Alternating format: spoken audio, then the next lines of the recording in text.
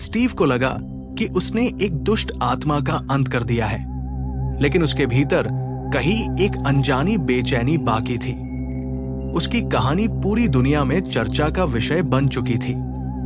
लोग उसे एक हीरो की तरह देख रहे थे, लेकिन स्टीव जानता था कि कुछ ऐसा है जो अभी खत्म नहीं हुआ। स्टीव अपने अपार्टमेंट में बैठा अपनी अगली स्टोरी लिखने की कोशिश कर रहा था। रात का समय था और बाहर हल्की बारिश हो रही थी। खिड़की पर बारिश की बूंदों की आवाज एक अजीब सा सन्नाटा पैदा कर रही थी। लैपटॉप पर टाइप करते हुए अचानक लाइट्स फड़फड़ाने लगी।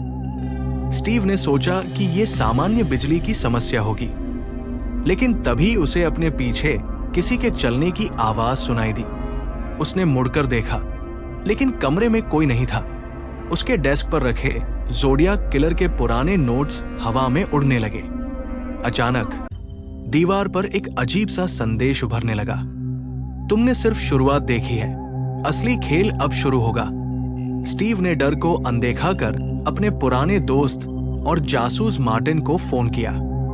उसने उसे चर्च में हुई घटनाओं और ज़ोडियाक किलर की आत्मा के बारे में सब कुछ बताया। मार्टिन ने गंभीर होकर कहा, शायद वो आत्मा पूरी तरह खत्म नहीं हुई, हो सकता है उसका कुछ अंश अभी भी कहीं मौजूद हो। मार्टिन ने स्टीव को बताया कि ब्लैकवुड जंगल के पास एक और चर्च है जिसे डेड मैन चर्च कहा जाता है। ये माना जाता है कि वह जगह आत्माओं के ठिकाने के रूप में जानी जाती है। स्टीव और मार्टिन ने तय किया कि उन्हें इस जगह की जांच करनी होगी। दोनों रात में डेड मैन चर्च पहुंचे। ये जगह पहले से भी ज्यादा डरावनी और खौफनाक थी। चर्च के चारों ओर टूटी हुई कब्रें थी और हवा में अजीब सी सड़ी हुई गंध थी। चर्च के अंदर पहुंचने पर दोनों ने देखा कि वहां ज़ोडियाक किलर के पुराने शिकारों के नाम खून से दीवारों पर लिखे हुए थे और बीच में एक बड़ा पेंटाग्राम बना हुआ था, जिसके चारों ओर जलती हुई काली मोमबत्तियां रखी थी। चर्च के अंदर पहुंचने पर दोनों ने देखा कि वहां ज़ोडियाक किलर के पुराने शिकारों के नाम खून से दीवारों पर लिखे हुए थे और बीच में एक बड़ा पेंटाग्राम बना हुआ था, जिसके चारों ओर जलती हुई काली मोमबत्तियां रखी थी। चर्च में अचानक सब कुछ हिलने लगा।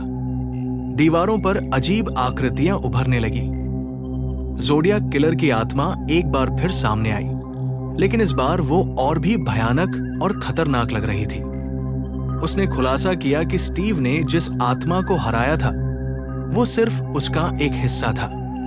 असली आत्मा अब भी किसी इंसान के शरीर में बसी हुई है। स्टीव ने डरते हुए पूछा, तुम्हारा असली मकसद क्या है? आत्मा ने एक खौफनाक हंसी के साथ कहा, मेरा मकसद सिर्फ तबाही है और तुम मेरी इस कहानी का हिस्सा हो।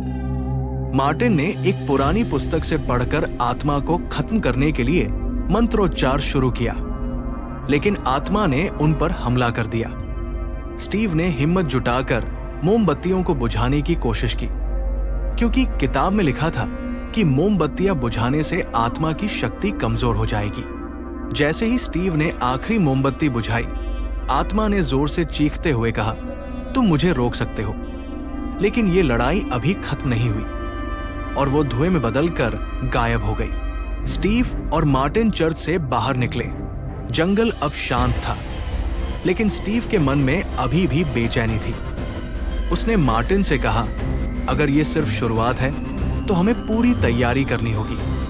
जैसे ही वे अपनी गाड़ी में बैठे, स्टीव ने पीछे मुड़कर देखा। जंगल की गहराई से दो लाल आंखें उन्हें घूर रही थी।